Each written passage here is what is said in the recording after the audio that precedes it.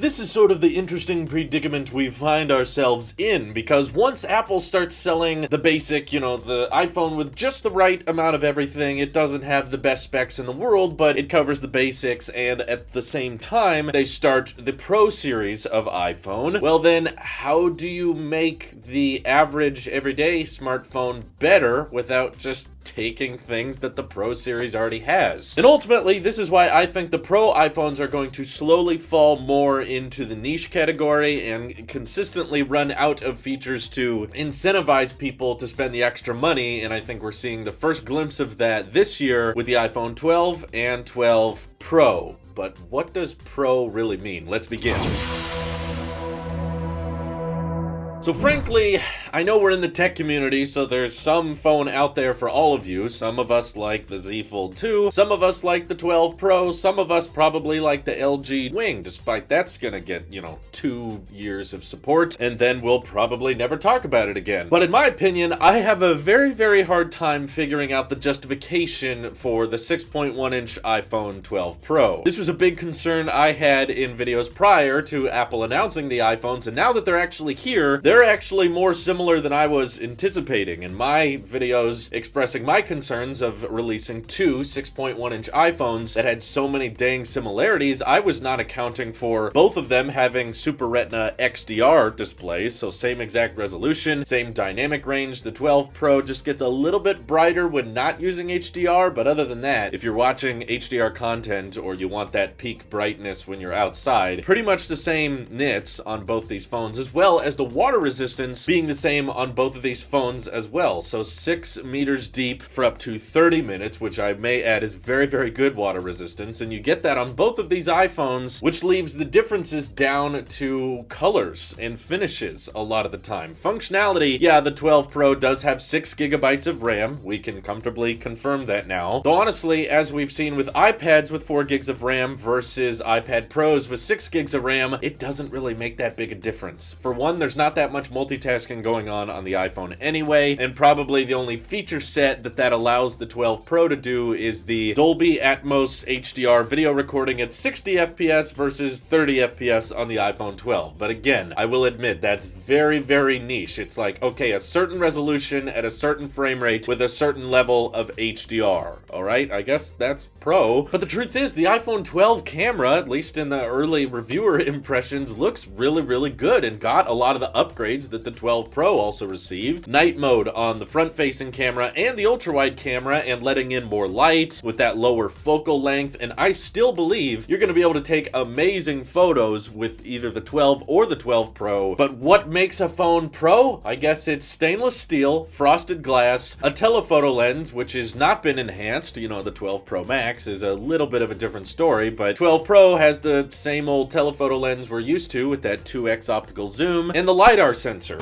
which, as someone who tried out the LiDAR sensor myself and seeing long-term reviews of people rocking the 2020 iPad Pros, LiDAR really underwhelmed me this year, I'll be honest. As soon as I heard that Apple was working on adding a time-of-flight sensor to the iPhones this year, and that they wanted to add it to the iPad Pro first, I was absolutely certain there must be some type of feature they're reserving for the iPhones, and it's going to help a bunch with photography or some type of exclusive videography features. And no, it really just came down to it helps with autofocus in night mode photography. So you're able to save a bit of time when tapping on your subject to focus, and frankly, a lot of the posted images I've seen of the night mode portrait photography that you can get on the 12 Pro don't look insanely impressive, to be honest. And the whole point of the video that I'm trying to summarize here is that no matter what argument you're using for the 12 Pro, I don't think it warrants the extra cash. Obviously, worth is subjective, and if you've got the money and you're just a big fan of gold or Pacific Blue, or you're just a diehard telephoto fan, don't get me wrong, I was a telephoto fan for the longest time, but now realizing how much extra I would be paying just to have a telephoto lens, I don't know if I want it that bad.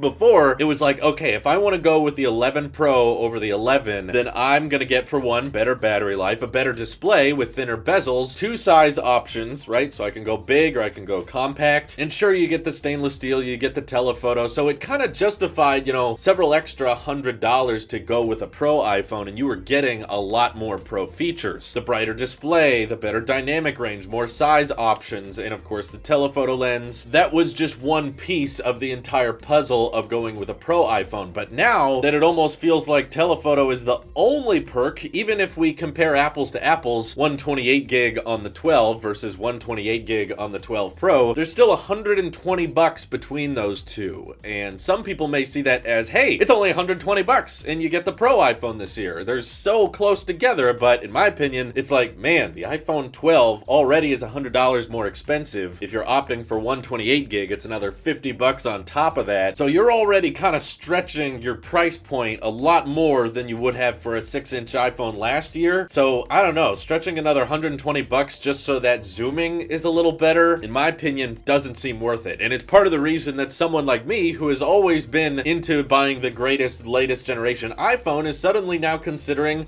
maybe I'll get the 12 mini and end up keeping that this year. Or, you know, maybe the iPhone 12 should be up for consideration because it has such a great display and it's got the updated design. Of course, same 5G on all the iPhones, not that I care, but they're all there. So my point is, here we are in 2020 and Pro features feel very, very few and in between. I think the reason I have such a hard time justifying the telephoto lens is that cropping in and having that optical zoom is an enhancement on what we can already do. Obviously, you can get a lot of crisp image quality out of the standard wide-angle lens and then punch in post digitally or just pinching as you're taking the photos. You can still zoom in like that and get a decent amount of quality, and the telephoto, of course, will get you more quality because it's a dedicated lens, but I'm sorry, I just have a hard time putting a $120 price point on just that lens alone because 6 gigs of RAM, in my opinion, won't make a difference in your day-to-day life. It didn't really make much of a difference with the iPad Pros, and with iPhones not even supporting split view multitasking, I doubt it will make much of a difference there. Stainless steel is kind of a personal preference. In my opinion, while it may look great on the website, I think in person it's going to be a giant fingerprint magnet versus the aluminum, which will always have more of a matte, simple finish that doesn't collect fingerprints or micro scratches as easily as stainless steel does. I can see a lot of people just opting for the 12 this year and 12 mini, and Apple realizing the Pro iPhone lineup slowly slipping from relevance and becoming less and less worth it to people, which for me raises a lot of questions for the future of the Pro iPhone lineup and whether or not they're gonna put much focus into this moving forward. Obviously, next year we should be getting 120 Hz ProMotion on these big iPhones, but just like we saw with this year, the cheaper entry-level iPhones rocking OLED and a Super Retina XDR display, which used to be Pro features, but a year later are now entry-level features. I imagine the year after next, Apple's probably gonna start implementing either a 90 or 120 Hz display into the entry-level iPhones, and then what? Then how are the Pros gonna differentiate themselves if Apple's just gonna keep the dual camera on the mini iPhone and the entry-level 6-inch iPhone? I'm not sure. Perhaps they'll come up with periscope lenses on the Pro iPhones in the future, but I would highly recommend a lot of you who are thinking about getting the 6.1-inch Pro to realize how much extra you're paying for a lens that you may not be utilizing that often. Obviously, I'm in favor of everybody buying what works best for them, so don't feel like there's any judgment if you want the 12 Pro. That's fine, go ahead and enjoy it. I'm gonna be getting mine in a couple days and I'll give you my opinions on it then, but I'm definitely not keeping it. I am very much split between the 12 mini and the 12 Pro Max, but I'm curious, what do you guys think I should go with? Feel free to let me know. This is your Apple Sheep here. I'll see you in the next one.